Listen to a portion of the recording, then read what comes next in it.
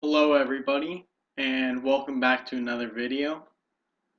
Today we have um, Governor Andrew Cuomo from the state of New York versus the incumbent president Donald Trump. A little bit about the governor from New York. Um, he's pretty, I would guess I would say a liberal, which you would kind of expect from a New York elected statewide Republican in New York. Um, he supports a $15 minimum wage. He wants more gun control across the board. He's pro weed, I believe. So yeah, let's get this started. So first off, we have the obvious safe states. New York, obviously, we go to him. West Coast, Illinois, Hawaii, all these states across the East Coast would solidly go into his category. New Mexico would be safe as well.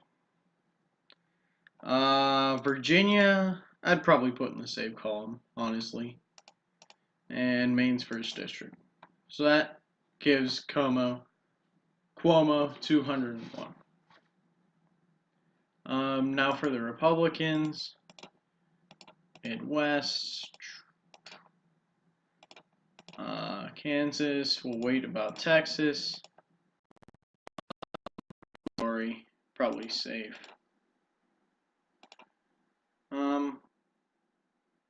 Nebraska, everything but the second district. We'll come back to that.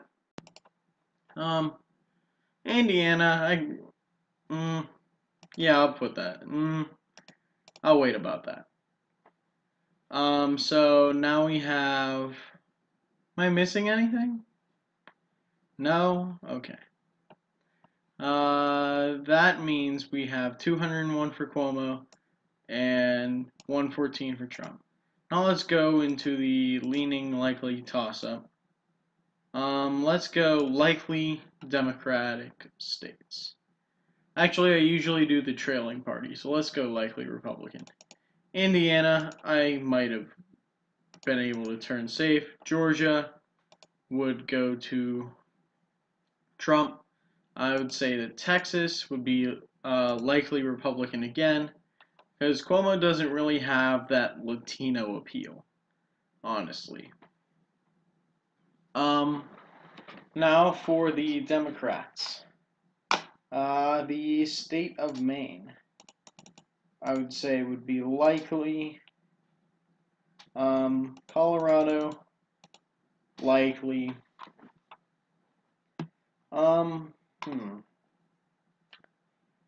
That's about it for the likely states. Now for the leaning. Oh, likely. Minnesota. I guess I would put.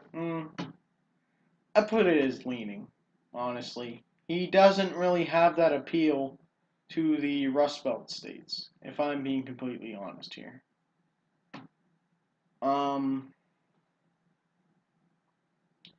Let's see. So now let's go into leaning Republican. Iowa and Ohio, I think, would stay for the president, especially if the economy stays good. North Carolina and Arizona would stay red. Nebraska's second district would also narrowly stay red. Maine's second district would stay red as well.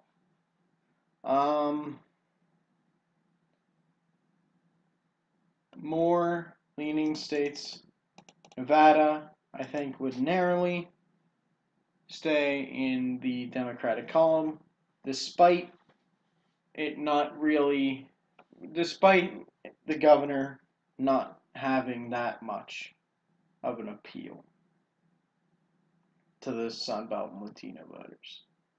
However, I think the governor would take the state of Florida by a narrow margin. And also, I think you would take New Hampshire as well.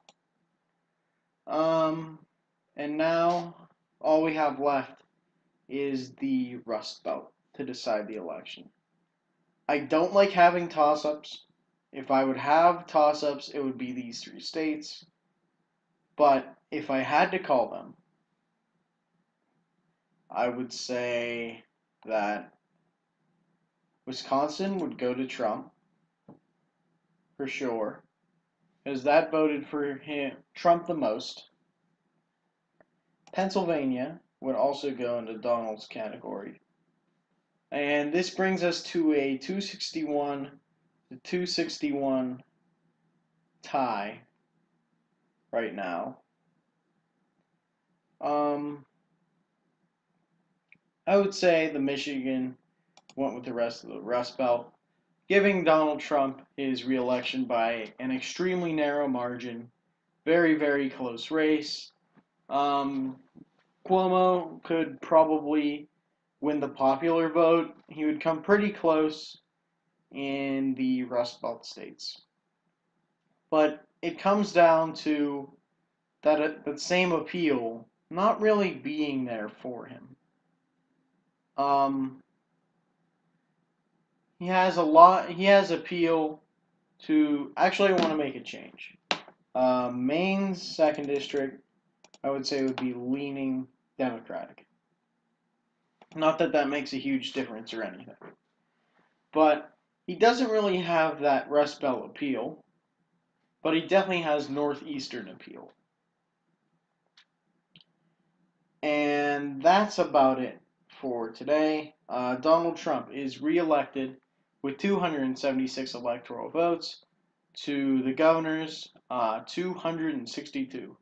Alright, thanks for watching this video. Comment down below if you think there should be any changes. The Rust Belt, I would say, if I don't like giving up toss-ups, but I would say the Rust Belt and maybe Florida would be toss-ups. Alright, thanks for watching this video, and I'll see you all soon.